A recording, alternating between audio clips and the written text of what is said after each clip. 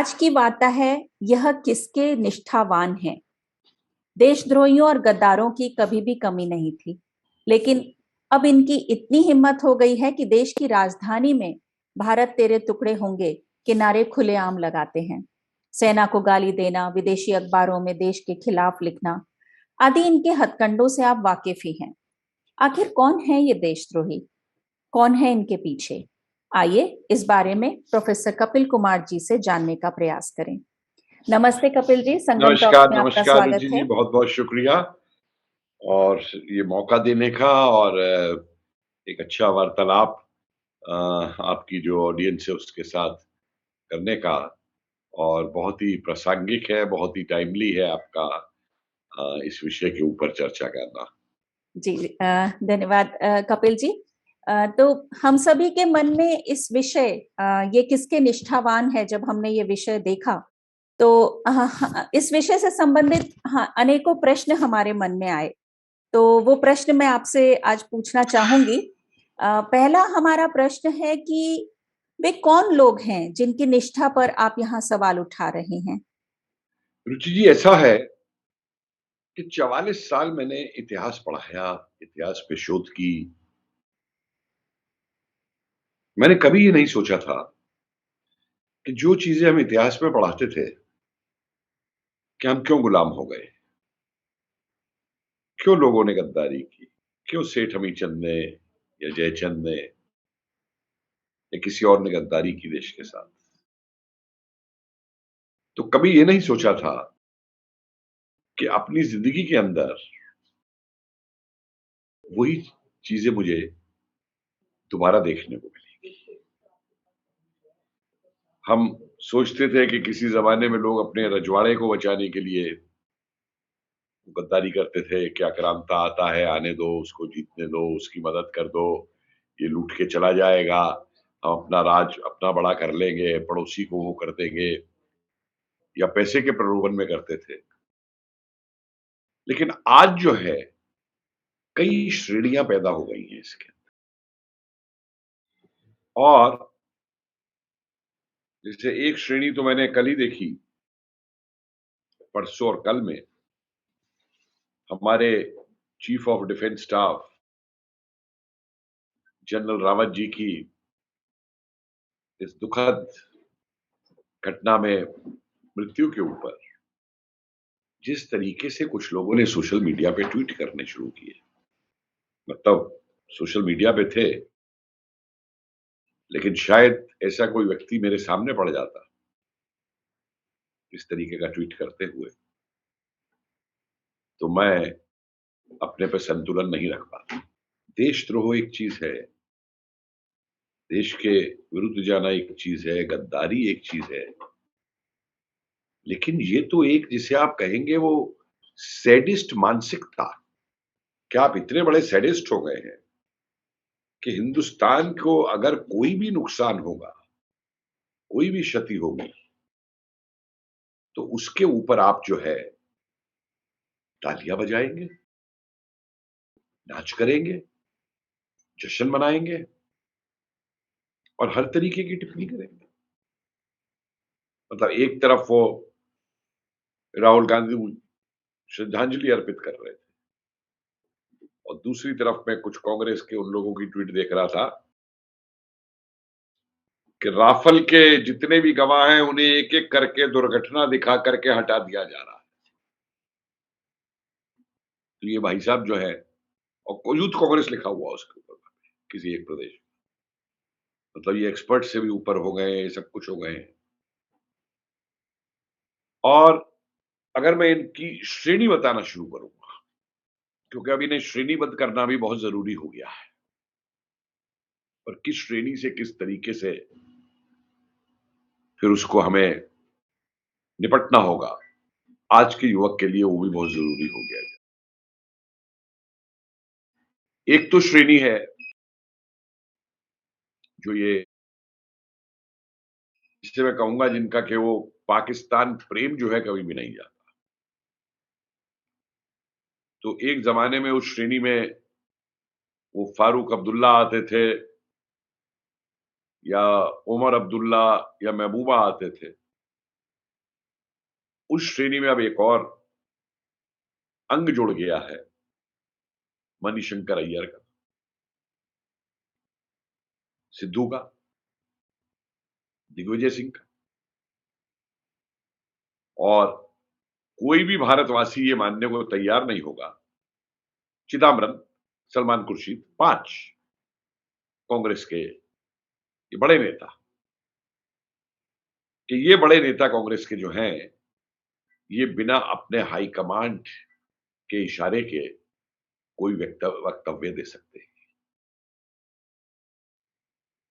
तो एक तरफ संविधान संविधान चिल्लाते हैं, एक तरफ प्रजातंत्र की बात करते हैं, और दूसरी तरफ वही मणिशंकर अय्यर भारत में प्रजातांत्रिक तरीके से जीत के आई हुई एक सरकार, उसके प्रधानमंत्री को हटाने के लिए वो जो है दावा करते हैं पाकिस्तान से जाके मदद मांगी कि हमारी मदद कर दीजिए मोदी को उसके पद से हटाने के लिए। कौन सी मदद मांग रहे हैं? पाकिस्तान क्या मदद कर सकता है?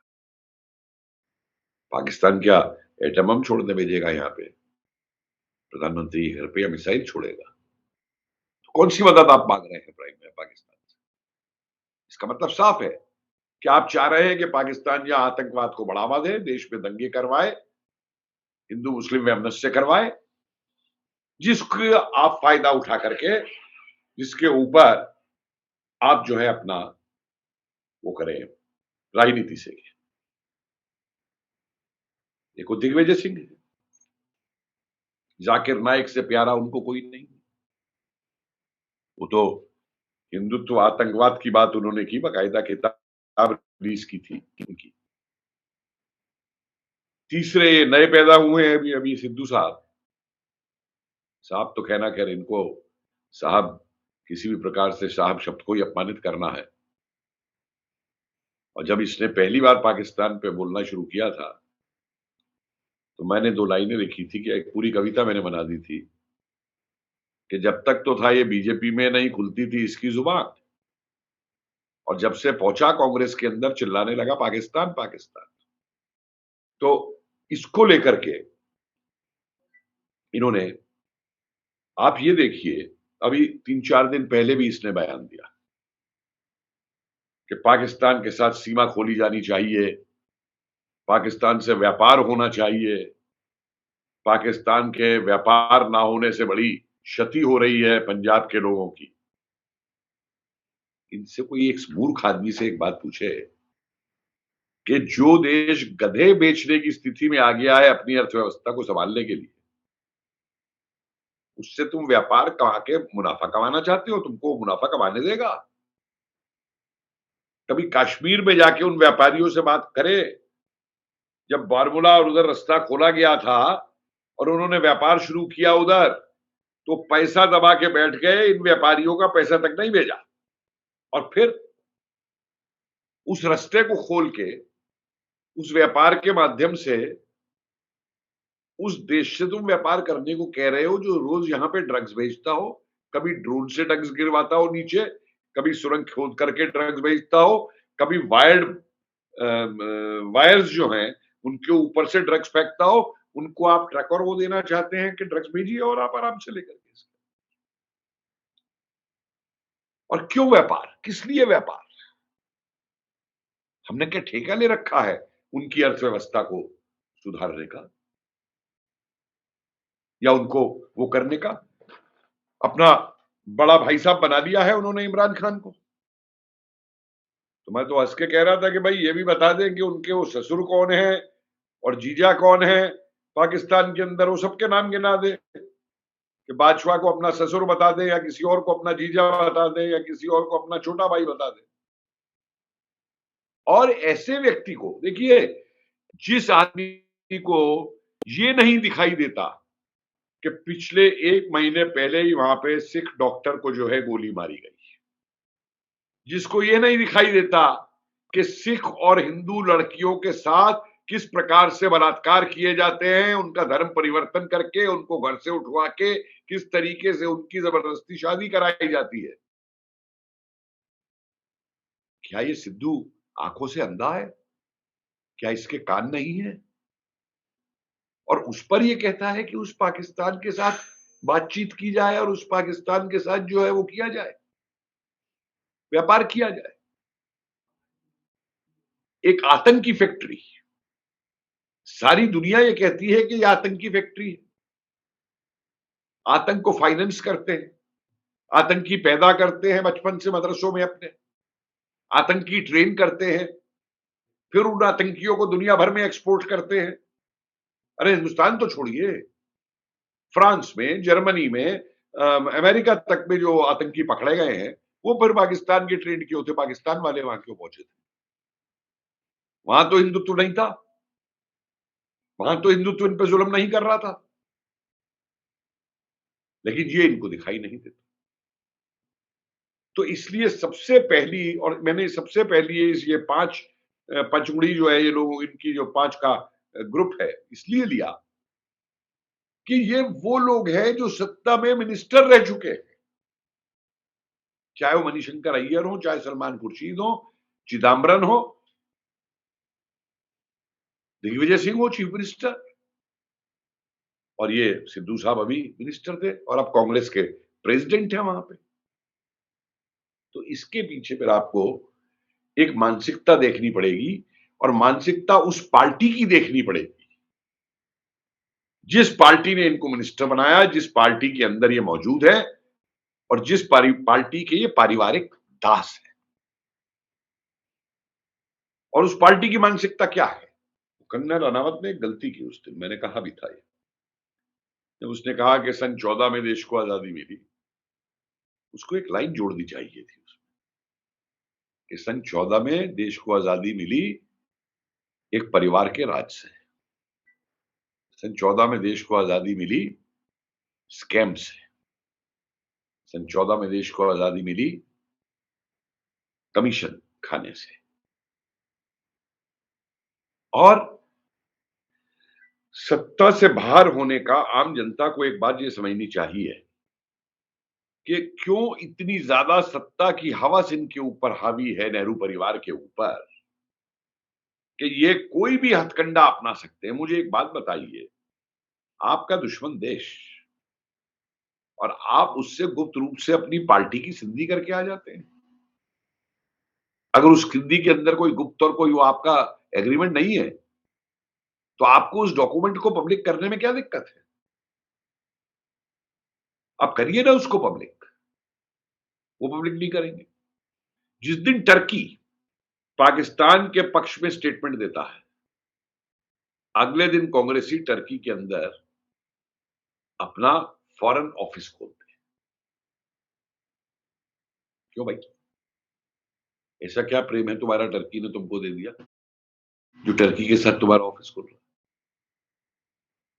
तो इस सत्ता की अवस्था ने इनके दिमाग में ऐसा एक जंग लगा दिया है जिस दिमाग से ये राष्ट्र की, राष्ट्रवाद की और उसकी सोच ही नहीं सकते।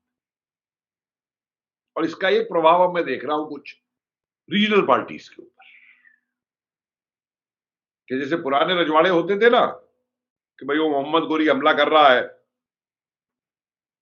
तो उसको पृथ्वीराज चौहान से हमला कर रहा है, उसको लड़ रहा है, पीट रहा है, तो पीटने दो, हमारा क्या, हम तो अपनी सत्ता पे काबिज हैं, अपने रजवाड़े में काबिज हैं।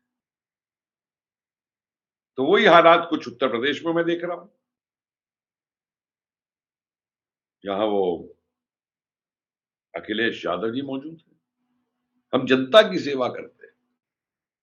ऐसी जनता की सेवा होती है कि पिताजी, खुद, चाचा, भतीजे, पत्नी, इतने लोग चाहिए भाई जनता की सेवा करने के लिए कि वो एमएलए बने और पार्लियामेंट के मेंबर बने।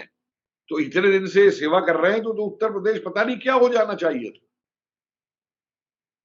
लेकिन उन्हें सत्ता चाहिए। और उस सत्ता के अंदर जो है वो जिन्ना को भी, जिन्ना की तारीफ करने से भी नहीं पड़ता, क्योंकि जिन्ना उनके लिए वोट बैंक साबित होता है। वही आप आ जाइए इनके ऊपर, महबूबा मुफ्ती पे और फारूक अब्दुल्ला, हर तीसरे दिन डंका लगाती है वो, पाकिस्तान से बात करो, बात करो, बात करो, बात करो। और उसके अंतर्गत भाई मुझे कोई एक बात का जवाब दे कि क्या इन लोगों को इतिहास से या राजनीतिक जो इंटरनेशनल डिप्लोमेसी है, इनके दिमागों को इतने जंग लग चुके हैं कि इन्हें कुछ नहीं मालूम। सन 47 से लेके आज तक बातचीत ही हो रही है पाकिस्तान से। विभाजन बातचीत से हुआ, उसका नतीजा हमने देख लिया कि जो सोचा था कि विभाजन एक बार खत्म करके समस्या खत्म कर देगा, 47 के अंदर कश्मीर का युद्ध होता है, सीजफायर होता है, बातचीत होती है, या वाटर ट्रीटी होती है पाकिस्तान से, या किसी और चीज की भी ट्रीटी होती है, ट्रेड की, किसी भी चीज की। मुझे एक ट्रीटी बता दीजिए, एक संधि बता दीजिए जो पाकिस्तान और हिंदुस्तान के बीच में हुई हो और जिसको पाकिस्तान ने ईमानदारी से निभाया, एक। लेकिन वो इनको दिखाई नहीं। बात करने की बात करते हैं, हमने कब बात नहीं की? क्या शास्त्री जी ने ताशकंद में बातचीत नहीं की? नतीजा उनका कत्ल। क्या इंदिरा गांधी ने तुमको दान में नहीं दे दिए 95,000 लोग तुम्हारे? जब तुमने चमचागिरी की जंग तो अब आप जीत चुकी हैं, मेरी कुर्सी को बचा दीजिए, और अब बिना शर्त के छोड़ देती हैं 95,000 लोगों को। या वाजपेयी जी ने नहीं की? या उसके परवेज मुशर्रफ के साथ आगरा में पूरी बात। हमको क्या बदले में मिलता है इन चीजों के? हम लाहौर की बस चलाते हैं, हमको कारगिल मिलता है। प्रधानमंत्री मोदी ने सबसे पहले क्या किया? ये लोग जो बार बार कई बार मैं कांग्रेसी प्रवक्ताओं को देखता हूं बोलते हुए कि वो बिन बुलाए क्यों चले गए थे वहां पे नवाज शरीफ, क्या? अरे ये भारत के प्रधानमंत्री में ही बलबूता था 56 इंच का, जो दुश्मन के देश के अंदर भी अपनी पूरी सुरक्षा के ऊपर रिस्क लेकर के वहां पे चला जाता है। किस लिए? संबंध सुधारने के लिए। बदले में क्या मिलता है? पठानकोट। तो किस बात की बात कर रही? कभी इन्होंने ये कहा पाकिस्तान से कि भाई तुम्हारे आतंकी आके हमारे कश्मीरियों को क्यों मारते हैं? कभी इन्होंने पाक ऑक्युपाइड कश्मीर के अंदर जो कश्मीरियों का हाल है उसको देखा? इन्हें सब मालूम है कि कैसे वहां नस्ल की नस्ल बदली जा रही है, वहां पे किस तरीके के अधिकार वहां पे मौजूद नहीं है उनके पास, क्या वहां का विकास है, क्या वहां का डेवलपमेंट है। लेकिन उस पर इनकी आंखें बंद। क्यों? क्योंकि 3 परिवारों ने मिलकर के जो है कश्मीर को लूटा है, और आज वो इनकी लूट बंद हो गई है तो पूरा ढपली बजा के रोना धोना स्यापा करना इनका जो है फिर रोज वो ये काम बन गया। तो ये तो एक कैटेगरी है। चिदम्बरम की मैं क्या बात करूं कि भारत के फाइनेंस मिनिस्टर और जो एग्रीकल्चर इनकम के नाम पे दिखा दें कि अपने गमलों के अंदर गोभियां उगाई हैं और हमने इनकम उससे ली है, तो मैं ऐसे लोगों पे कमेंट करना जो है वो बहुत ही वो समझता हूं कि इन पे क्या कमेंट किया जाए। तो ये तो एक पॉलिटिकल कैटेगरी हो गई है जो इस लेवल पे गिर आई है। ममता बनर्जी आपके सामने है, वही ममता है जिसने पार्लियामेंट के अंदर वो किया था कि बांग्लादेश से जो ये आते हैं इनको जब तक बाहर नहीं निकाला जाएगा मैं राजनीति से बाहर जा रही हूं, और ये जा रही हूं और वो कर रही हूं। और आज कितनी खुशी से उनको जो है गले लगाने के लिए, अपना वोट बैंक बनाने के लिए बांग्लादेश में मौजूद है। तो ये तो एक पॉलिटिकल कैटेगरी है, और इस पॉलिटिकल कैटेगरी में लेटेस्ट एडिशन जो हुआ है वो शिवसेना का हुआ है, जो भूल गए हैं अब के भाई पाकिस्तान और दुश्मन हमारे क्या है, जिस नीति में वो आज वो चल रहे हैं। और फिर वही बात आ जाती है, क्यों चल रहे हैं? क्योंकि वो जो सत्ता की हवस की बीमारी उनके अंदर हो, और उस सत्ता की हवस के अंदर अराजकता फैलाना, रोज उल्टा सीधा बोलना, जो भी कुछ करना, वो हर तरीके का हथकंडा उनके हाथ में, जिसको वो करते हैं, जिसको अपना रहे हैं और रोज उसके ऊपर बोलते हैं। अपने आप को एक सेकुलर कहने वाली कांग्रेस अगर इतनी बड़ी सेकुलर पार्टी है तो छोड़िए, चलिए वो तो इतिहास हो गया कि सन 47 के अंदर आपने फिर विभाजन क्यों एक्सेप्ट कर लिया धर्म के ऊपर। 1957 से इनका केरला के अंदर मुस्लिम लीग से पैक्ट है। मुझे एक बात बताइए, जिस मुस्लिम लीग ने इस देश को बंटवाया हो, क्या उस मुस्लिम लीग को दोबारा एक राजनीतिक दल के रूप में गठित करने की इजाजत इस देश में दी जानी चाहिए थी, चाहे कितना भी सेकुलर देश हो? लेकिन वो किया गया। एक से कम्युनिस्टों ने एक विंग से मुस्लिम लीग के केरला में हाथ मिला लिया, दूसरे विंग से मिला लिया कांग्रेस ने। वो मुस्लिम लीग के मजे हैं, जो मर्जी वो करें। और आज स्थिति आ चुकी है कि केरला एक ऐसा प्रांत है भारत का जहां पे शरीयत चलती है गांवों के अंदर। दूसरी एक कैटेगरी है आइडियोलॉजिकल कैटेगरी, और मुझसे ज्यादा अनुभव इसका किसी को नहीं है, क्योंकि 21 साल में उस आइडियोलॉजी के साथ रहा, लेकिन मैंने अपना राष्ट्रवाद कभी नहीं छोड़ा था। आप कम्युनिस्ट मैनिफेस्टो को उठा के देखिए और कम्युनिस्ट पार्टी के डॉक्यूमेंट्स को उठा के देखिए, इनका उद्देश्य क्या है? To establish the dictatorship of the proletariat, सर्वहारा का अधिनायकवाद स्थापित करना। सर्वहारा का प्रजातंत्र भी तो हो सकता है, लेकिन वो शब्द ये इस्तेमाल नहीं करते।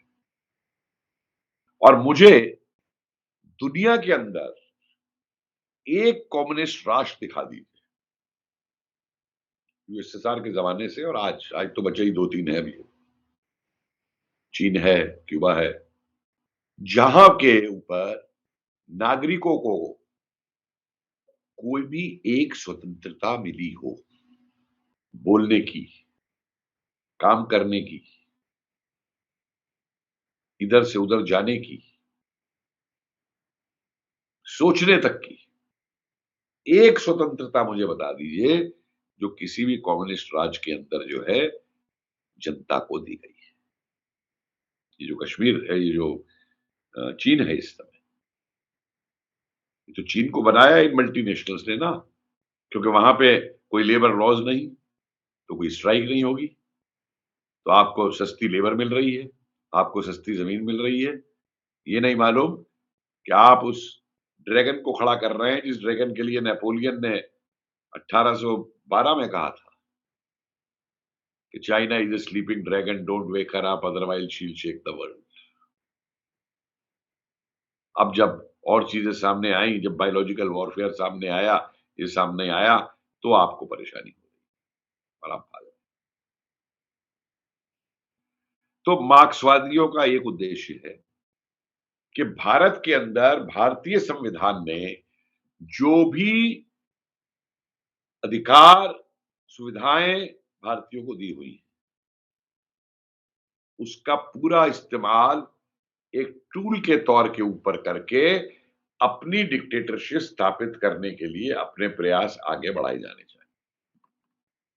और तुर्री लगाने में, आग लगाने में सबसे माहिर है। अभी अभी आपके सामने एग्जाम्पल हो चुका है, किसान आंदोलन था, सो कॉल्ड किसान आंदोलन, मैं तो इसको जमींदार आंदोलन मानता हूं, बड़े किसानों का, जो मझले और छोटे किसान को मंडी तक नहीं जाने देते। उस आंदोलन के अंदर ये सारे पहुंच गए लाल झंडा लेकर के, और खूब नारेबाजी और वो की, और उन्हें उकसाया, और धीरे धीरे देखिए आप सब एक एक करके वो पतली गली से वहां से निकलते चले गए, और उन्हें आगे करके उन्हें फूंक दे करके चढ़ाए रखा उनको। नक्सलियों का यही काम। और उदाहरण देने की जरूरत नहीं है, पाकिस्तान डिमांड को इन्होंने माना था। इतिहास इनका जो है, ये लोग नेताजी सुभाष चंद्र बोस को तोजो का कुत्ता बताते थे। जब मैंने इनसे एक सवाल पूछा कि भाई जर्मनी और जापान दोनों ने कभी हिंदुस्तान का कोई नुकसान नहीं किया, हिंदुस्तान को ना लूटा था, ना यहाँ पे शासन किया था, बल्कि हिंदुस्तान की हमेशा मदद ही की थी हिंदुस्तान के क्रांतिकारियों की, तो बोस तो उनकी मदद लेने गए देश की आजादी के लिए। और तुम लोगों ने सन 42 का भी विरोध किया, और उन अंग्रेजों की मदद भी 4 साल तक जिन्होंने 170 साल तक इस देश को लूटा था, नरसंहार किए थे, लोगों को मरवाया था, तोप के गोलों से उड़वाया था, इस देश का शोषण किया था। कहां के कम्युनिस्ट हो भाई तुम? 1962 आपके सामने, चीन को आक्रांता मानने से इंकार कर दिया और इनके ही मेंबर अच्युत पटवर्धन थे मेरे ख्याल से, जिन्होंने कहा कि मैं भारतीय सैनिकों के लिए खून दूंगा आपका, तो उनको पार्टी से बाहर कर दिया।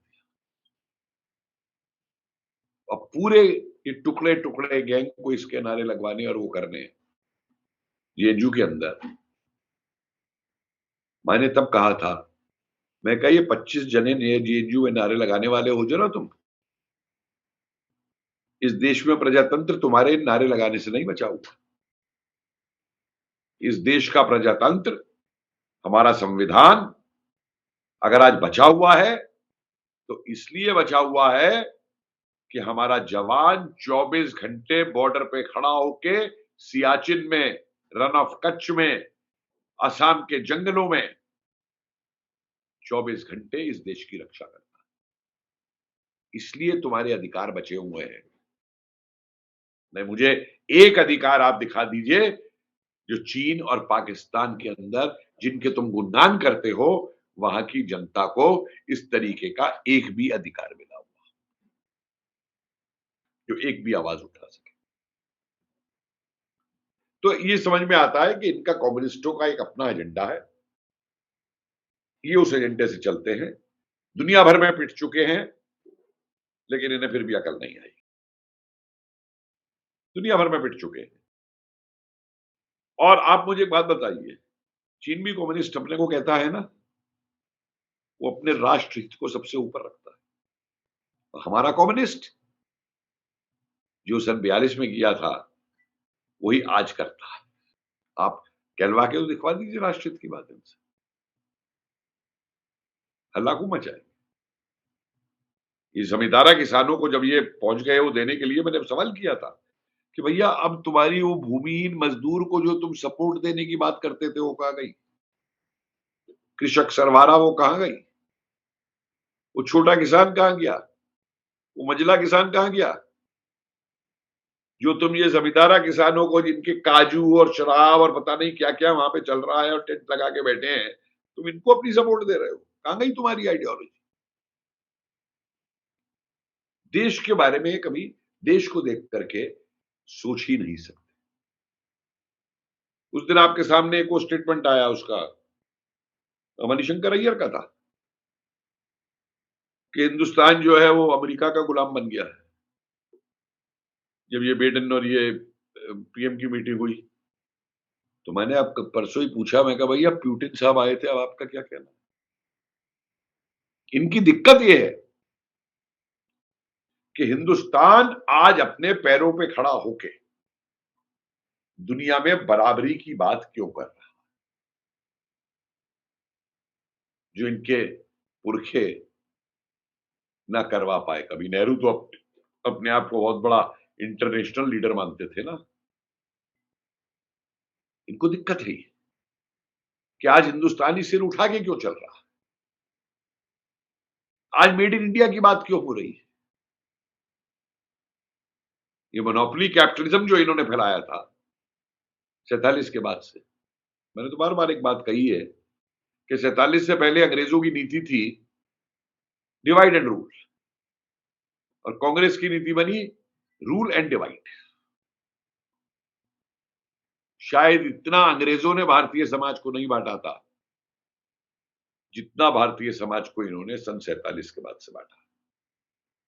चाहे वो जात हो, चाहे धर्म हो, चाहे गोत्र हो, छोड़ा इन्होंने, और उसके नतीजे हम भुगत। तो टुकड़े टुकड़े गैंग हो गया, ये हो गया, वो हो गया। अब एक और नया गैंग आता है सामने, वो जो लुटियन गैंग बोल लीजिए उसको आप, या अवार्ड वापसी गैंग बोल लीजिए उसको आप। इस गैंग का अपना एक अलग एजेंडा है। ये शुरू हुए फैशनेबल उससे, बड़े बड़े घरों के रईस लोग हैं तो इनके लिए ये एक फैशन है कि किसी गरीब के ऊपर बात कर दो या किसी गरीब के ऊपर एक आर्टिकल लिख दो स्लम के ऊपर, या न्यूयॉर्क टाइम्स में एक भारत के स्लम को दिखा के देखिए साहब भारत में कितनी गरीबी है, खुद अमीर बनने का एक साधन है, $1000 वहां से ले लीजिए आर्टिकल लिखने के। ये बरका दत्त एंड कंपनी वगैरह, मैं तो नाम लेके बोलता हूं, ये इस श्रेणी में आती है। इनका उद्देश्य सिर्फ अपना कैरियर, पैसा बनाना और वो सब है, और उसके लिए इन्हें फैशनेबल ये लगता है कि हम जितना देश के खिलाफ बोलेंगे उतने हम लाइमलाइट में आएंगे, उतने ईश्वरा भास्कर, उतनी हमको लाइमलाइट मिलेगी और उतना हमारा पैसा बनाने का धंधा जो है वो और ऊपर आगे चल करके देगा। ये इस कैटेगरी के। और एकेडमिक टेररिज्म शब्द मैंने इस्तेमाल किया था 2013 के आसपास, 2012 या 13 के आसपास। तो मुझसे किसी ने पूछा था, मैंने कहा भाई ये एकेडमिक टेररिज्म एक ऐसा टेररिज्म है जो बंदूक के टेररिज्म से ज्यादा खतरनाक है, क्योंकि बंदूक का टेररिस्ट जो है वो तो गोली मारता है, लेकिन ये एकेडमिक टेररिज्म जो है लोगों को टेररिस्ट बनाता है। देश को बदनाम करने के अलावा ये लोगों को टेररिस्ट बनाता है, ब्रेन वॉश करके बनाता है। और ये एकेडमिक टेररिस्ट हमारे यहाँ, हमारे विश्वविद्यालयों में खासतौर से जम करके बैठे हुए। तो आप ये समझिए कि ये एक और कैटेगरी है एकेडमिक टेररिज्म की, कि जब तक हम अपने आप को इंटेलेक्चुअल शो नहीं करेंगे, और इंटेलेक्चुअल शो करने का मतलब है कि आप देश के विरुद्ध बात करिए, सत्ता के खिलाफ बात करिए। भाई देखिए, किसी भी प्रजातंत्र के अंदर विरोधी दल का होना बहुत जरूरी है, मजबूत ऑपोजिशन होना जरूरी है, हम सब मानते हैं। और लेकिन विरोध आप नीति का करिए, विरोध आप राजनीतिक दल का करिए, लेकिन ये तो नहीं कि उस विरोध के अंदर आप आर्मी के चीफ को गाली देना शुरू कर दें, आप हर चीज क्वेश्चन करनी शुरू कर दें। जी की कॉन्क्लेव में थे तो एक वो समाजवादी पार्टी के हैं, कोई आबू सलीम या क्या नाम है, मुंबई से, वो जोर जोर का चिल्ला रहे थे, हमें बालकोट का सबूत चाहिए, हमें बालकोट का सबूत चाहिए, एज इफ जो है पूरी हमारी देश की आर्मी इनकी नौकर लगी हुई है जो इनको सबूत देती फिरेगी। तो मैंने कहा उनसे, मैं कहा सलीम साहब आप क्यों इतना परेशान हो रहे हैं, बहुत आसान काम है, आप खुद जाकर के वो सबूत ले आइए बालकोट के, मैं कहां से जाके ला सकता हूं। मैं कहा साहब ऊपर चले जाइए, वहां से आपको रिकॉर्ड मिल जाएगा कितनी हुरें भेजी गई उनकी सेवा करने के लिए जो ऊपर आए थे इनके शहीद होकर के बालकोट में। तो आपको पूरा रिकॉर्ड मिल जाएगा कि कितने लोग बालकोट में मारे गए। हर चीज पे सर्जिकल स्ट्राइक का इनको चाहिए, हर चीज इनसे पूछ के की जाए, रफेल क्यों आ गया या कोई भी चीज क्यों आ गई, हर चीज हिंदुस्तान के डिफेंस की इन्हें सवाल उठा। फिर एक कैटेगरी आती है भारत के अंदर,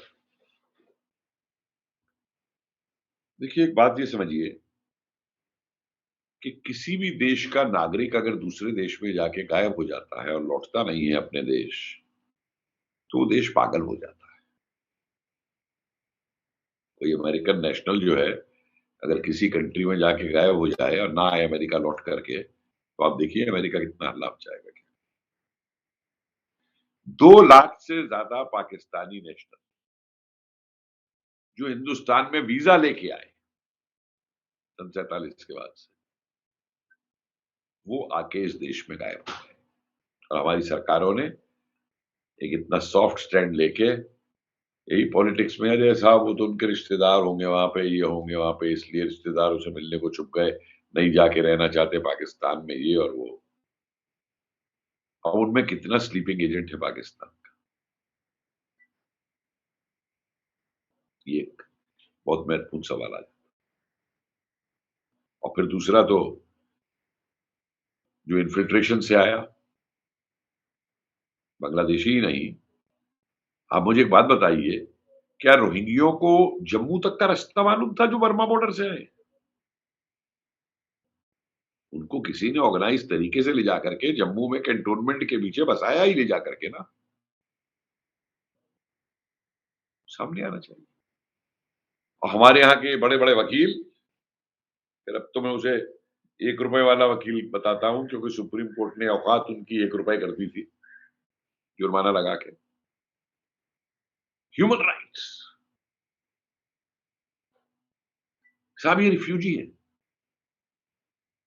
भैया। 3 शब्द है अंग्रेजी के अंदर। एक इंट्रूडर है, आक्रांता, जो गैर कानूनी तरीके से आपके देश में घुसता है, इंट्रूडर। एक रिफ्यूजी है जो आपके देश में आके शरण लेता है। एक माइग्रेंट है जो देश बदल के इजाजत लेके आपके आके नौकरी करना चाहता है या बताना चाहता है। तो ये बांग्लादेशी रिफ्यूजी है, ये रोहिंग्या रिफ्यूजी है। कहां से रिफ्यूजी हो गए भाई?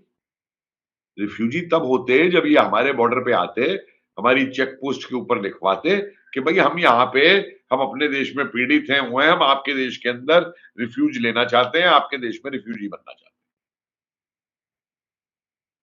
आप घुसपैठिए बन के देश में, इंट्रूडर बन के घुस जाइए देश के अंदर, और जब पकड़े गए आप तो हम रिफ्यूजी हैं। और हमारी सरकारों ने कई साल तक ये रिफ्यूजी इस तरीके के पाले, और हमारा इलीट इनके मुकदमे लड़ करके बड़े बड़े सुप्रीम कोर्ट के अंदर और जाने के लिए, सुप्रीम कोर्ट को इन मुकदमों को सुनने के लिए टाइम है। और चीजों के मुकदमे 20-20 साल से चल रहे हैं सुप्रीम कोर्ट के अंदर हिंदुस्तानियों के, उस पर कोर्ट नहीं ध्यान देंगे। लेकिन इनसे रिलेटेड जो भी मुकदमा होगा उसकी 1 दिन में सुनवाई हो जाएगी, 2 दिन में सुनवाई हो जाएगी। ये क्या लॉ है हमारा? इस लॉ को बदलने की जरूरत है हमारे देश के अंदर, कि इन बड़ी बड़ी हस्तियों की सुनवाई 2-2 मिनट में हो जाएगी, 2-2 घंटे में, इनकी 2-2 दिन में तारीखें लगती है। लेकिन वो सुप्रीम कोर्ट है, आप क्वेश्चन नहीं कर सकते उसको साहब। आपका वो क्या पावर कि साहब आपकी वो कोर्ट की अवहेलना का आपके ऊपर वो लग जाएगा? अरे भाई, कोर्ट भी तो प्रजातंत्र में ही है, तो कोर्ट जिम्मेदार क्यों नहीं होगा प्रजातंत्र को? अगर पार्लियामेंट जिम्मेवार है प्रजातंत्र को, एग्जीक्यूटिव, तो जुडिशरी प्रजातंत्र को जिम्मेवार क्यों नहीं होगी? कहीं ना कहीं ये सोचने की जरूरत है। कोई देश विरोधी ये हो जाए, मैं तो उस दिन हंस रहा था इस बात के ऊपर। आपको याद होगा दिल्ली में वो केस हुआ था कोविड को लेके, वो जो ऑक्सीजन सिलेंडर या क्या, वो ऑक्सीजन की मशीनें जिसने वो खान मार्केट के अंदर वो करी थी, और 1 महीना उसे पुलिस ढूंढती रही। जब पकड़ के ले आई पुलिस, तो अगले दिन उसकी जमानत हो गई। तो मैंने कहा भाई, पुलिस को क्यों परेशान करते हो, फिर उसका टाइम बर्बाद क्यों करते हो, उसका पैसा क्यों बर्बाद करते हो? जिस आदमी की जरूरत हो उसके घर के बाहर एक चिप्पी लगा दो जाकर के कि भाई तुम्हारे वारंट इशू हुए हैं, कोर्ट में आकर के दर्शन दे दो, तुम्हारी जमानत तैयार है कोर्ट के अंदर। एक गरीब आदमी को, किसी ने कोई छोटा अपराध किया हो, वो 20-20 साल से कोर्ट में सड़ेगा, जेल में सड़ेगा। लेकिन ये जो माफिया है, इनके लिए जमानत पहले होती है। ये तो अपना मतलब, देखिए, गुनाह ये बाद में करते हैं, तो जमानत का पहले अपना तैयार करके आते हैं मामला। और जितने इस तरीके के पकड़े जाते हैं, फॉरेन स्पाइंग करते हुए पाकिस्तान के लिए बोलते हुए, एक और नया तमाशा हो गया शुरू आजकल, कि कोई कितने से कितना बड़ा गुनाह कर दे, अगर वो किसी दूसरे धर्म का है, तो साहब ये तो धार्मिक वो आ गया है, हिंदू राष्ट्र बनने जा रहा है, तो धर्म के ऊपर वो करी जा रही है, आघात किया जा रहा है। चाहे वो जासूसी करता पकड़ा जाए, चाहे वो आईडी के साथ पकड़ा जाए, चाहे बम के साथ पकड़ा जाए, ज्यादती हो रही। और उसमें ये बोलने वाले, ये जावेद अख्तर टाइप के लोग, नसीरुद्दीन शाह टाइप के लोग, एक वो क्या है, मुनव्वर क्या नाम है वो शायर साहब जो है, डर लगता है हिंदुस्तान। अगर किसी माइनॉरिटी को हिंदुस्तान के अंदर डर लगता है तो माइनॉरिटी दुनिया के किसी देश में नहीं रह सकती। कंपेयर करके उठा के देख लीजिए। हमारे यहां जिसको माइनॉरिटी कहा गया उसकी आबादी 47 से और आज तक कितनी हो गई, और पाकिस्तान में जिसको माइनॉरिटी कहा गया उसकी आबादी 47 से लेकर और आज कितनी हो गई। इन आंकड़ों को आप निर्णय खुद देख करके ले सकते, मुझको इस पे बोलने की जरूरत नहीं। और फिर एक ये माइनॉरिटी भी देखिए एक बड़ा तमाशेदार चीज बनी हुई है। आप यूएन की डेफिनेशन लीजिए और किसी भी सेकुलर डेमोक्रेटिक कंट्री के अंदर as per the UN definition there is nothing like a minority और मेजॉरिटी। जब आपके कॉन्स्टिट्यूशन ने सबको इक्वल राइट्स दिए हैं तो फिर आप एक माइनॉरिटी को स्पेशल राइट्स कैसे दे सकते हैं? हमारे यहां तो ये तक हुआ, प्राइम मिनिस्टर कहते हैं कि माइनॉरिटी का कंट्री के रिसोर्सेज पे पहला राइट माइनॉरिटी का है। Manmohan Singh is on record on saying this statement. आप तो लड़वाना चाह रहे हैं और ना कि कल को फिर ये हिंदू सड़क होगी, ये मुसलमान सड़क होगी, ये किसी और धर्म की सड़क होगी। इन पूरी चीजों के अंदर एक आइडेंटिटी का सवाल। मैंने देखिए ये मत भूलिए कि आईएसआईएस ने एक नक्शा बनाया और मैं अभी आऊंगा उसके ऊपर। लेकिन एक बार मैं इस्लामिक कॉलेज में बोल रहा था मद्रास में, 3 साल पहले की बात है, शायद 3 साढ़े 3 साल। तो मैंने एक सवाल वहां पे किया, यंग बैठे हुए थे बच्चे।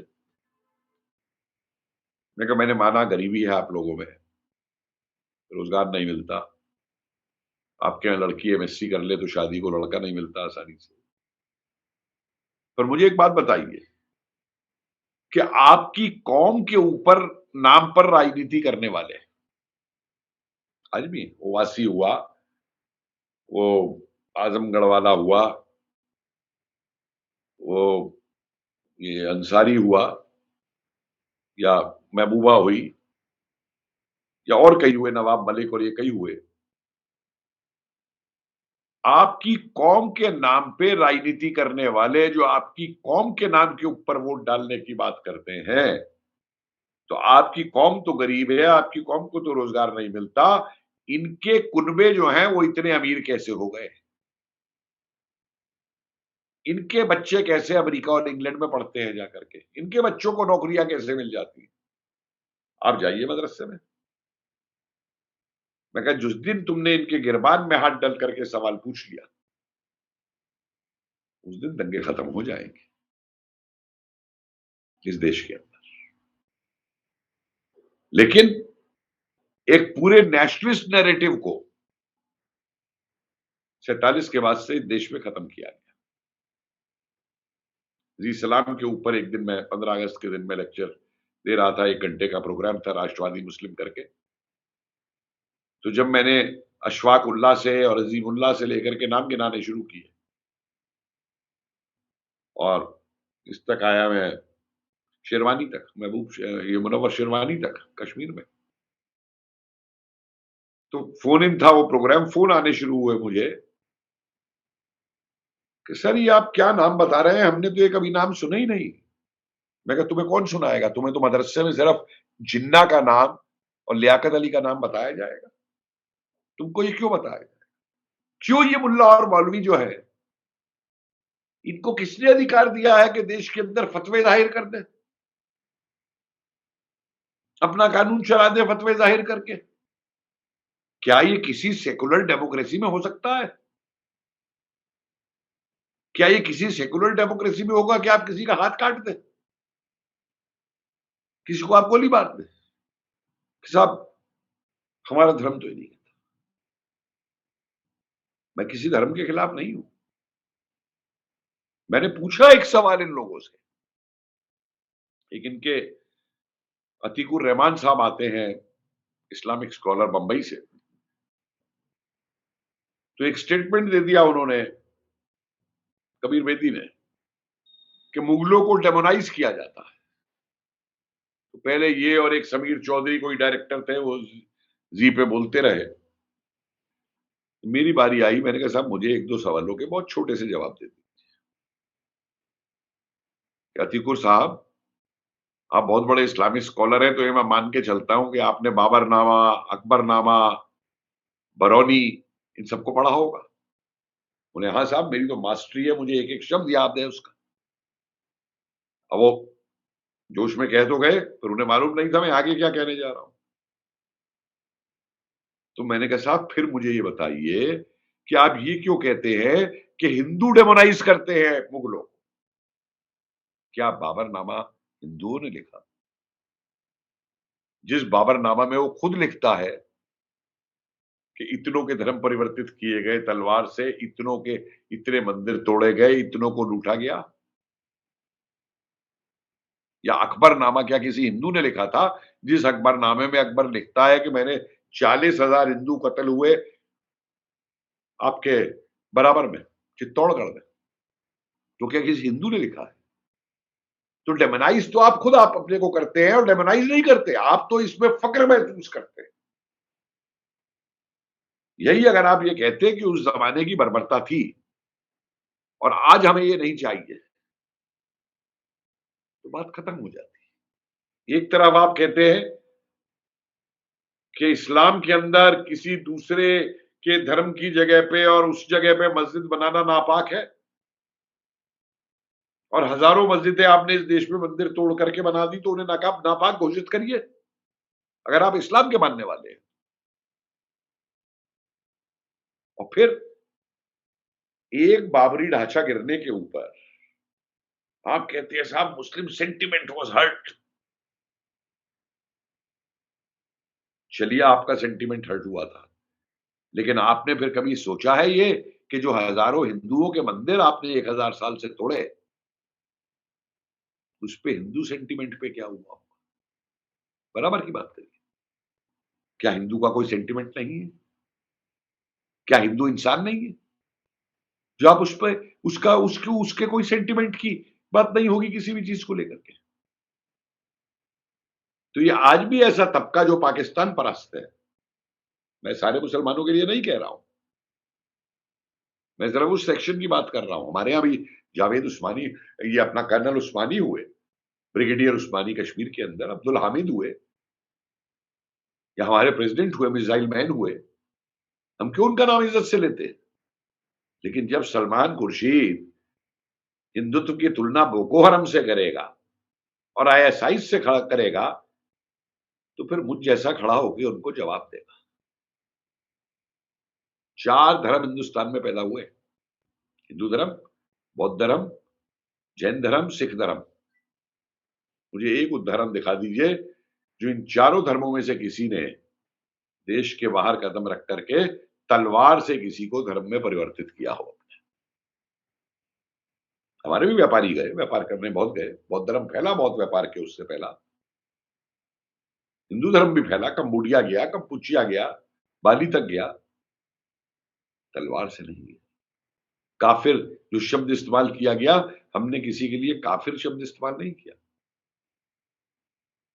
जिस धर्म ने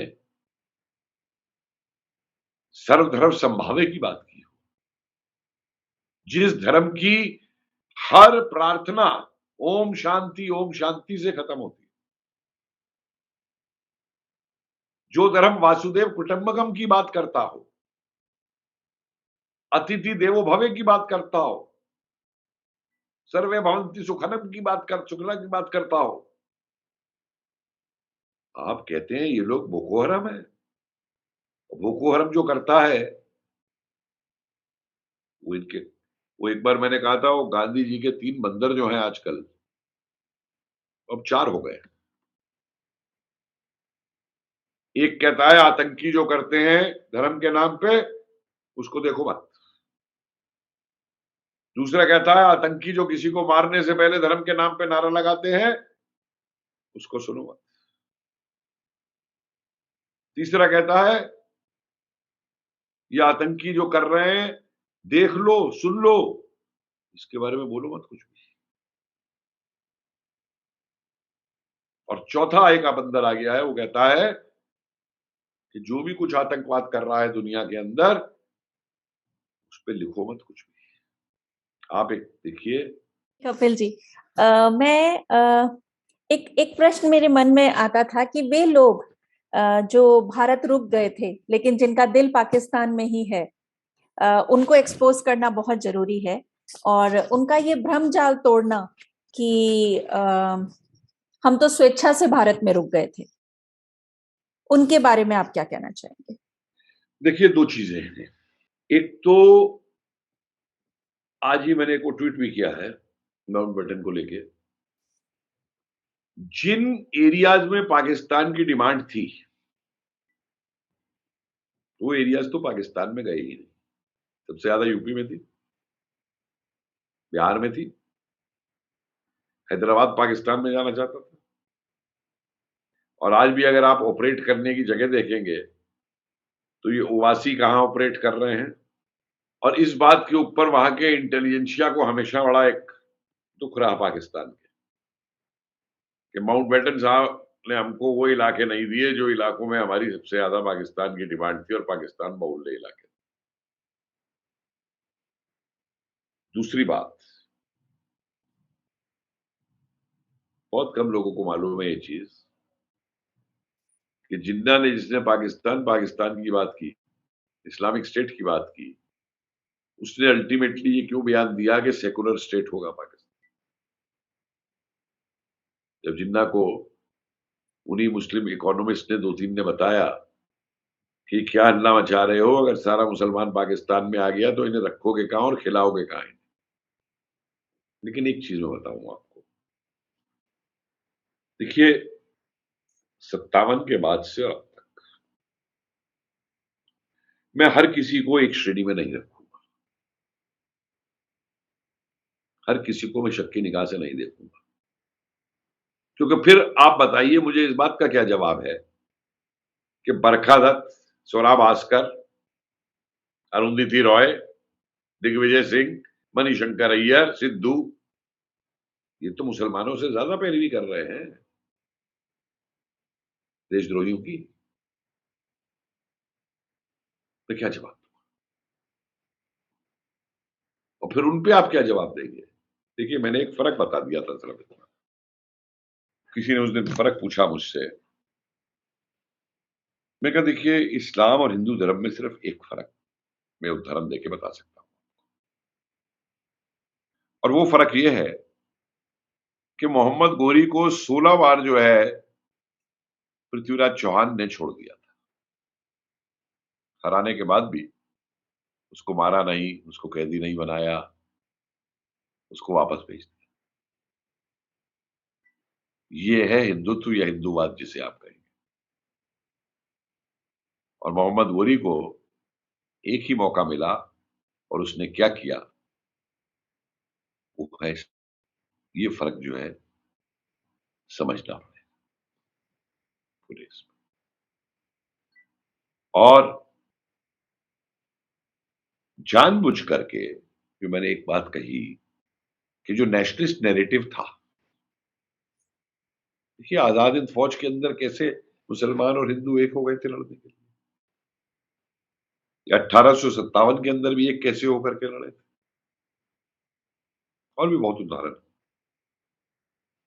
लोगों को मालूम नहीं है कुछ बातें। 14 पार्टियों का एक अलायंस बनाया था, पूरा नाम क्या था, सुमारू, सिंध देश के नेता थे मुस्लिम लीग के खिलाफ। तो आप उस पर क्या कहना चाहेंगे कि जिन बादशाह गफ्फार खान ने कहा कि हम पाकिस्तान में नहीं जाना चाहते, अगर ईस्ट पाकिस्तान बन सकता है तो वेस्ट इंडिया भी बन सकता है, हमको या तो हिंदुस्तान के साथ दीजिए या हमें आजाद कर दीजिए। धोखा किसने दिया उससे? तब गांधी जी कहते हैं कि Pakistan is a reality, go and support Jinnah. और उस आदमी ने जिंदगी भर, उसने और उसके बेटे ने पाकिस्तान की जेलों में काट दी अपनी जिंदगी। थोड़ा सा इन चीजों को याद रखना पड़ेगा। और ये जो एलिमेंट है जो केवल बात रिलीजन की करता है और रिलीजन को देश से ऊपर रखता है, वहां चिंता का विषय। मैं इन्हें समझाते समझाते थक गया हूं कि आप जब मक्का जाते हैं हज करने, तो वहां भी आपकी आइडेंटिटी क्या है? इंडियन मुस्लिम्स, हिंदुस्तानी मुसलमान के नाम से जाने जाते। पाकिस्तान भी जाते हो तो वो भी ये कहते हैं हिंदुस्तानी मुसलमान आए, बल्कि उन्होंने तो इधर से गए हुए मुसलमानों के लिए वो नाम रख दिया था, क्या कराची में वो क्या बोलते हैं, नाम मेरे दिमाग से उतर गया, मुजाहिर। तो आप अपनी कंट्री की आइडेंटिटी को जो है वो नहीं कर सकते, और कंट्री की आइडेंटिटी को करके, अभी वो भी उस दिन बात हो रही थी, जो लोग कहते हैं साहब Islam is a religion of peace, तो भैया अगर Islam is a religion of peace तो मुझे ये बताइए कि फिर तलवार लेकर के या किसी को वो ब्राइब्स दे करके धर्म में क्यों परिवर्तित किया जाता है? और अगर आप सब धर्मों की इज्जत करते हैं तो दूसरे धर्म को लोगों को क्यों अपने धर्म में परिवर्तित करते हैं? जवाब दीजिए मुझे इसका। अपनी मर्जी से कोई जाना चाहे किसी धर्म में, ठीक है, लेकिन आप जाके ब्राइब्स दे करके, और एक वो जॉन डेनियल साहब है, एक दिन टीवी डिबेट पे थे, यही सवाल मैंने पूछ लिया उनसे। मैं कहा फिर आप साहब ये क्यों करते हैं क्रिश्चियन बनाने के लिए लोगों को? कि थोड़ा पढ़ा है तो तुम्हें एक लड़की की नौकरी दिलवा देंगे, तुम्हें जमीन दिलवा देंगे 50 गज, ज्यादा पढ़ा लिखा है तो तुझे बाहर विदेश भेज देंगे नौकरी के ऊपर। ये सब क्यों करते हो तुम? अगर बात करते हो कि हम दूसरे धर्मों की इज्जत करते हैं, हिंदू पंडित तो कोई नहीं जाता ईसाइयों के मोहल्ले के अंदर जाकर के नहीं कहता कि तुम जाके मैं हिंदू बन जाओ। लेकिन अब एक रिवर्स ट्रेंड शुरू हुआ है। सुकार्नो की बेटी ने जो किया इंडोनेशिया में, 30,000 मुसलमानों को, अपने अनुयायियों को साथ लेकर के आके उसने हिंदू धर्म कबूल किया। लेकिन हमारे यहां भी एक बात समझ में नहीं आती हमको।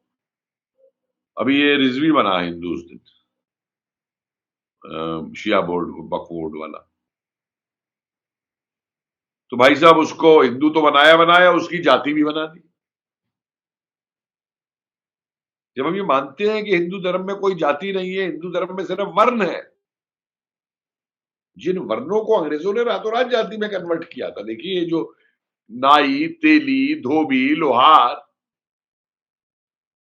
जुला, अपना बुनकर, ये जातियां नहीं थी,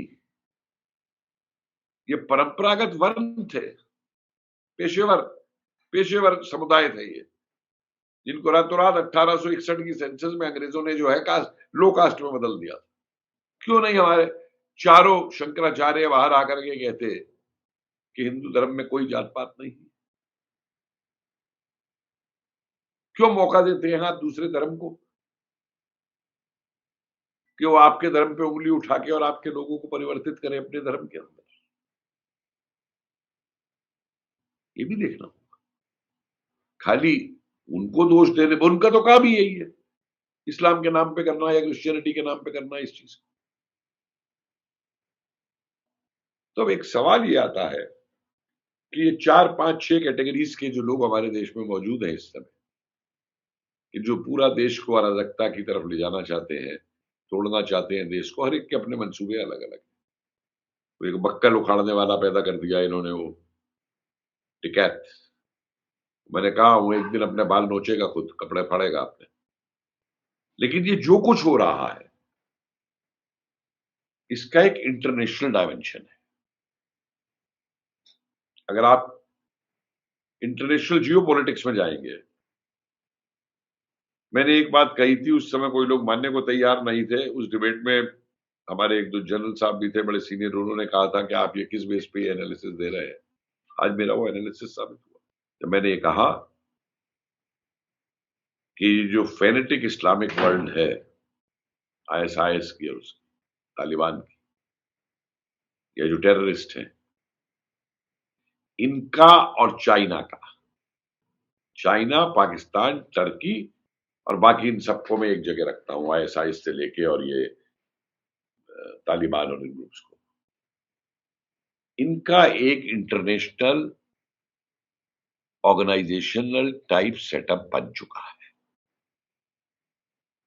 और इनके एरियाज डिफाइन हो चुके हैं। आप नक्शा देखिए, आईएसआईएस ने जो नक्शा बनाया था वो मिडल ईस्ट से लेकर के और बर्मा तक जाता है, लेकिन जो चाइना में मुसलमान है उसको इंक्लूड नहीं करता वो अपने नक्शे में। और जो उल्गार के ऊपर चाइना कर रहा है, उन उल्गार मुसलमानों की बात कभी पाकिस्तान नहीं करता है, या ये लोग नहीं करते। और ये मत भूलिए एक चीज और, क्या बांग्लादेशी मुसलमान नहीं थे जो 1970 में उनके साथ क्या किया इन्होंने? नियाजी ने तो ये कहा था मैं इनकी नस्ल बदल दूंगा। क्या बलोचों में मुसलमान नहीं है? उनके साथ ये क्या करते हैं? सिंध में मुसलमान नहीं है? सिंध में तो पूरा मूवमेंट चल रहा है पाकिस्तान से अलग होने का, सिंधु देश का। या कश्मीर में मुसलमान नहीं है जिसको इनके आतंकी मानते हैं? आज ही 2 पुलिस वाले मारे हैं। तो ये एक फैक्ट्रीज जो बन गई है अपने वेस्टेड इंटरेस्ट के लिए, ये एक इंटरनेशनल डायमेंशन लेके चल रहे हैं। और चीन आप देख लीजिए, जो भी कुछ कर ले अपने मुसलमानों के साथ अपनी आबादी में, उसके ऊपर एक की भी इनकी आवाज नहीं उठती। तो क्लियर अंडरस्टैंडिंग है इनके बीच में, और उस अंडरस्टैंडिंग में हमारा हिंदुस्तान में एक तबका ऐसा है कि वो उसी अंडरस्टैंडिंग, देखिए शाहीन बाग क्या था, जब ये शाहीन बाग शुरू हुआ, सीए का हिंदुस्तान के मुसलमान से किसी से कुछ लेना देना नहीं था, लेकिन शाहीन बाग चुना गया। और मैंने तभी कह दिया था कि मैं, कई लोग बेवकूफ है जो समझ रहे हैं कि कांग्रेस करा रही है या आम आदमी पार्टी करा रही है शाहीन बाग, ये तो पहुंच गए इनके साथ, क्योंकि इन्हें विरोध करना है गवर्नमेंट का। असली जो शाहीन बाग का कारण था, उस जगह को जो चुना उन्होंने अपनी लेबोरेटरी बना करके, अपना एक्सपीरियंस करने के लिए, कि जिस जगह पे शाहीन बाग बना हुआ है, ये सारी जमीन या तो डीडीए की होती थी, या यूपी जल निगम की होती थी, या कुछ जामिया की होती थी। और इनके माफिया ने उसके टुकड़े काट काट करके इनको बिहार और बांग्लादेश और उधर से आने वाले लोगों को बेच दिया। अब स्थिति हो गई उसके अंदर कि इनके पास, किसी के पास भी सरकारी कागज नहीं है अपने मकान का दिखाने का, जो मकान इन्होंने खरीदे उस माफिया से। तो अब ये दूसरे माफिया के लिए वो सबसे बढ़िया जगह थी, क्योंकि उनपे कागज ही नहीं है। तो इसीलिए आपने देखा होगा वो 85 साल की बुढ़िया भी आ गई, वो छोटे बच्चे भी आ गए कि तुमको बेघर कर दिया जाएगा, तुमको निकाल दिया जाएगा, क्योंकि इन पे दिखाने के लिए कोई कागज ही नहीं। और सलमान खुर्शीद जैसा आदमी, वो बच्चे से वहां पे नारा लगाया जा रहा है हम लेके रहेंगे आजादी, और वो वहां पे कहता है हम लेके रहेंगे आजादी। भैया कौन सी आजादी चाहिए? तुम हमें ये समझा दो, कौन सी आजादी चाहिए मुझे समझाओ, मेरी समझ में नहीं आता कि जो आजादियां हमें मिली हुई हैं, अब कौन सी आजादी आपको चाहिए? उस आजादी को स्पेल आउट तो करिए, उसकी परिभाषा तो दीजिए आपकी कौन सी आजादी चाहिए। या सिर्फ स्यापा करने की और नारे लगाने की आजादी चाहिए, तो वो भी तुम्हें मिली हुई है, लगाते रहो रोज। तो पोजीशन ये जो आपने शुरू से उठाया था, उस दिन मैंने उनको उनकी औकात दिखा दी थी। क्या नाम है, सवा नकवी, वो काफी वीडियो घूम रहा है। वो तो मुकदमा करने जा रही थी मेरे पे अब तक तो नोटिस आया नहीं। लेकिन आज सिचुएशन काफी वोलेटाइल है, और मैं समझता हूं कि इस स्थिति से बचने के लिए तुरंत अगर कुछ कदम नहीं लिए जाते तो आगे बड़ी दिक्कत होगी। जैसे आपने अभी सबा नकवी के परिवार का नाम लिया, ऐसे कुछ और उदाहरण हैं आपके ध्यान में, वो बताएंगे आप? ओवैसी आपके सामने है, तो रजाकर खानदान से आते हैं ना।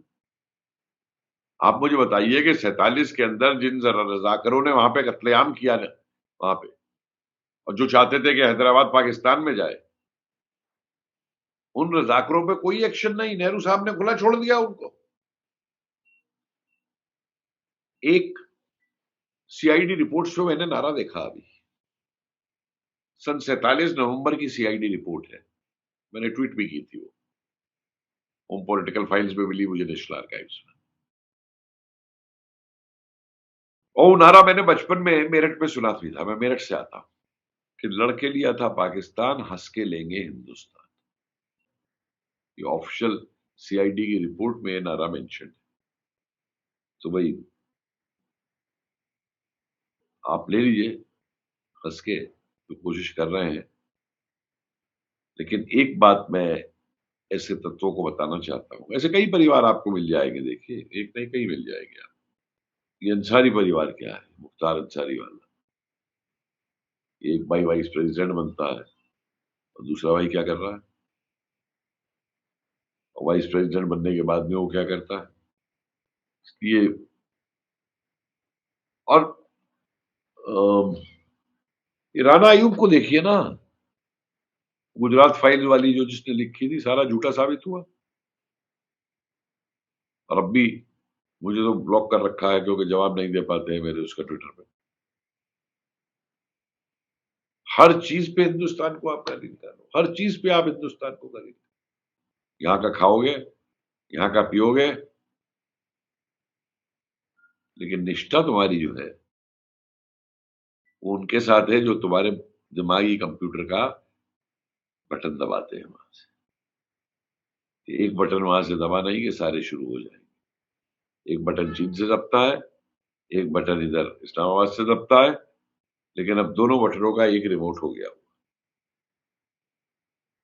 एक साथ बोलने। और अगर मैं समझता हूं कि देश का युवा आज नहीं जागता है आसानी से, तो आगे आने वाला कुछ टाइम बहुत दिक्कत वाला।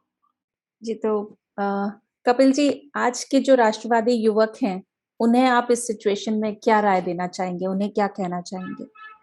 देखिए मेरी दो तीन राय। पहली राय तो ये है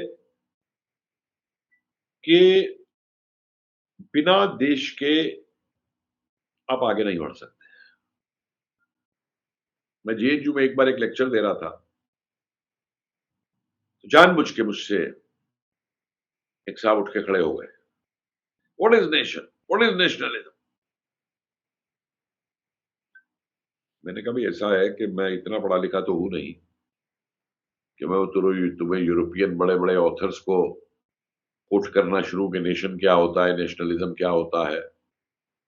लेकिन मुझे बेटा एक बात बताओ, तुम जहां पे रहते हो उसे क्या कहते हो?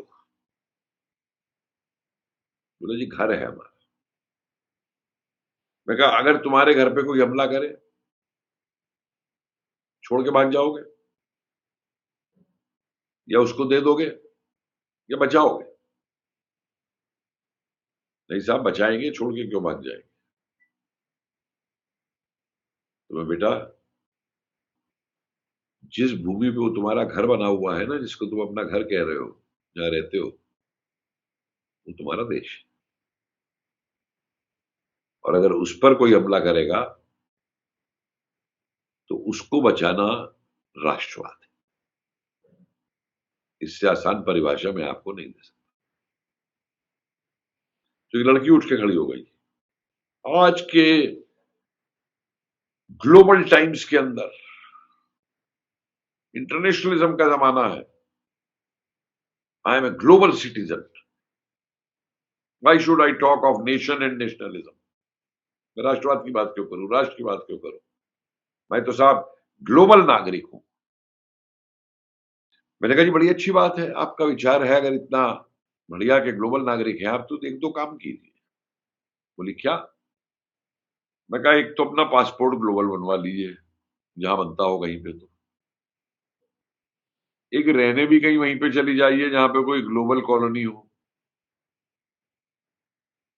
एक अपना जॉब भी वहीं कहीं ग्लोबल ढूंढ लीजिए,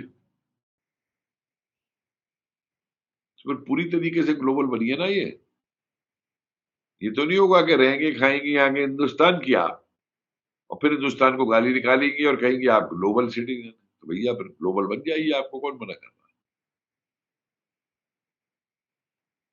फिर वही अपना गुदगुदाते हुए वो करते हुए, मगर जवाब दीजिए मेरी बात का, क्या है ग्लोबल सिटीजन, क्या है ग्लोबल। तो मैं समझता हूं यूथ को सबसे पहले ये बड़ा क्लियर डिमार्केशन करना चाहिए, आइडेंटिफिकेशन करना चाहिए कि कौन नेशनलिस्ट है, कौन खाली झंडा लगाए फिर रहा है।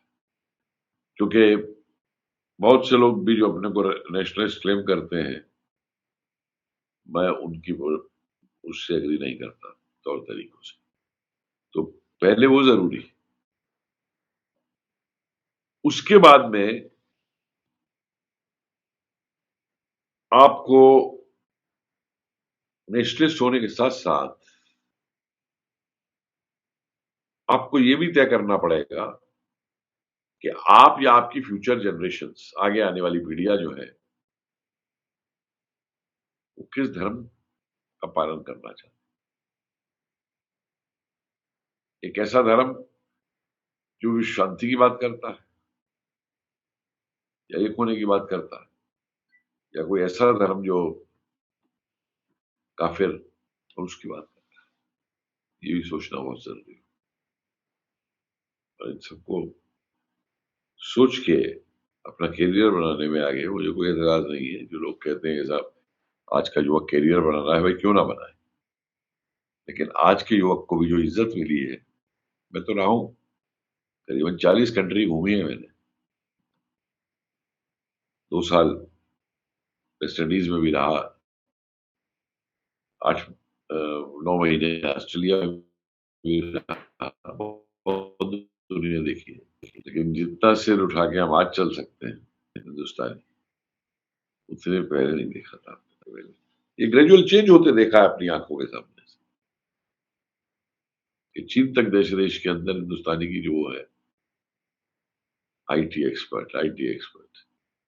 जी धन्यवाद कपिल जी, बहुत ही उपयोगी व्याख्यान था। मेरा ये कहना है, आपने भी एक इसका जिक्र किया कि मुसलमानों की बर्बरता की बात, चाहे अकबर के समय या औरंगजेब के समय या मोपला विद्रोह के समय या डायरेक्ट एक्शन के समय, जो कुछ भी हम मुसलमानों के ये जो बर्बरता की बात करते हैं, मुसलमानों में फक्र अनुभव होता है, आपने भी इसका जिक्र किया। और लेकिन हिंदू जो है ना, वो डिमोरलाइज होता है, उनको लगता है कि हमारे पूर्वज क्या इतने कमजोर थे, ये हम जो इसका विरोध नहीं कर सके। इसलिए क्या आज मुसलमानों की इस बर्बरता की चर्चा बंद अब नहीं कर देनी चाहिए? हमें नहीं देखिए ऐसा राष्ट्रवाद है, को दूसरी तरह से प्रस्तुत करना चाहिए। नहीं सत्यन जी मैं आपको बताऊं, पहली बात तो ये मैं नहीं मानूंगा कि हिंदू कमजोर था। हुआ ये है कि हमारे इतिहास का जिस तरीके से लेखन किया गया है और जिन युद्धों के अंदर हिंदुओं की जीत हुई या हिंदू राजाओं की जीत हुई,